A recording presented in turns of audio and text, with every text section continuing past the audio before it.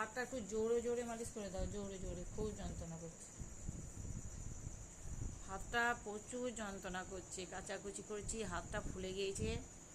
তরকারি বোনাতে, রান্না করতে এত কষ্ট হচ্ছে না। ডান হাতটা তো এমনিতেই আমার অপারেশনের হাত, বেশি কাজ করা বারণ আছে, চাপের কাজ করা। আগে কাচাকুচি হয়ে গিয়েছে, হাত আর নড়াতে পারছি না, হাতটা ফুলে একবারে ধুমস হয়ে গিয়েছে, এই জন্য হাত ফুলে গিয়েছে। মাকে বলেই যেনটা একটু মালিশ করাচ্ছি। এরপর তো রান্না করতে হবে, ছেলে ডিউটি যাবে, শরীর একবারে সুস্থ নয়, আমি বলে তাই সব করি। ডাক্তার বলছে এত কাজ করা চলবে না। হ্যাঁ, একটা অপারেশনের রুগী, তারপরে এই যে এই বড় রকম একটা রোগে আক্রান্ত,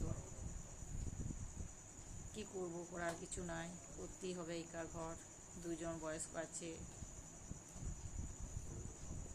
কাজ করবো নাই বললেও চলবে না, যতই কষ্ট হোক করতেই হয়।